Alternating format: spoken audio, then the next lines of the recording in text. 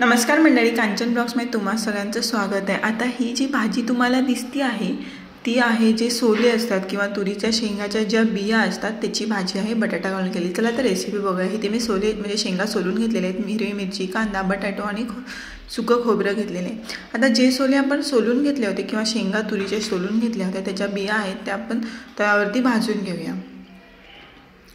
एक 4-5 मिनिटं ह्या भाजून घ्यायच्या। चवीला खूप मस्त लागते ही भाजी। विदर्भात तर नेहमी करतात, आमच्या इकडे पण सोलापूरला नेहमी करतो आम्ही जेव्हा शेंगा येतात तेव्हा। त्याच तव्यावरती सुकं खोबरंही भाजून घ्यायचं।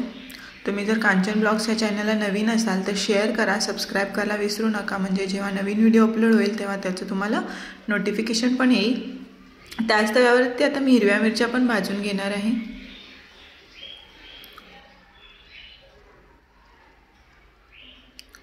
थोडंसं तेल घालते हिरव्या मिरच्या भाजण्यासाठी।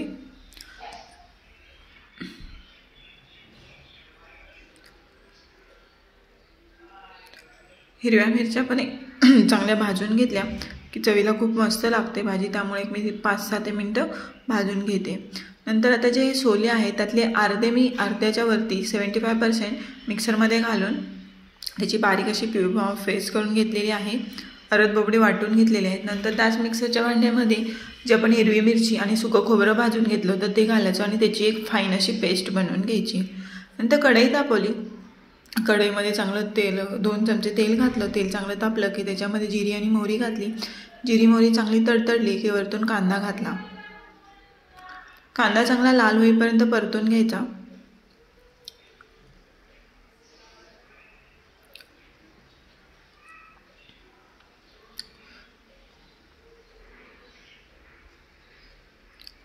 तर मी तो कांदा चांगला परतून घेतलेला आहे।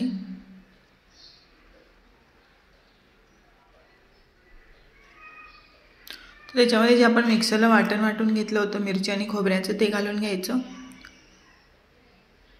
तर मी ते खोबरं थोडंसं मोठं ठेवले म्हणजे ते दाताखाली आलं की एकदम मस्त लागतं चवीला। ते पण मिक्स करून घ्यायचं चांगलं। तर मसाला चांगला मिक्स झाला की त्याच्यामध्ये 1 टीस्पून हळद घालायची आणि अद्रक लसूण कोथिंबीरची पेस्ट घालायची आणि सगळं मिक्स करून घ्यायचं व्यवस्थित। तर थोडंसं पाणी घालून हा मसाला आधी शिजवून घ्यायचा, चांगला मिक्स करून घ्यायचा पाणी घालून।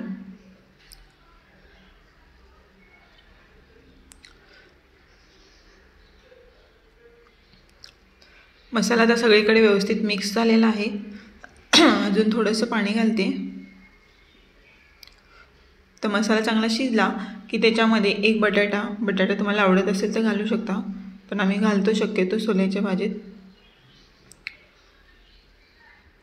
आणि जे आपण सोले मिक्सरला वाटून घेतले ते आणि थोडेसे साईडला ठेवले ते सगळे मिक्स करून घ्यायचे।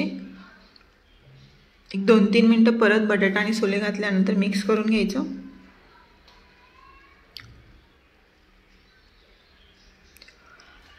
तर मी ते 1 ग्लास पाणी घालते कारण रस्सा भाजी बनवते, त्यामुळे तुम्ही रस्सा हा तुमच्या आवडीनुसार कमी जास्त करू शकता।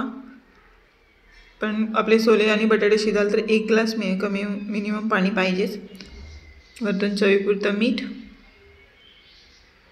आता एक 10 मिनिटं चांगली उकळी काढूया। 10 मिनिटं झालेली आहेत, भाजी चांगली आपली शिजलेली आहे। वरतून शेंगदाण्याचं कूट घातलं, तयार आहे सोलेची रस्सा भाजी। तुम्हाला रेसिपी कशी वाटली कमेंट करून नक्की सांगा।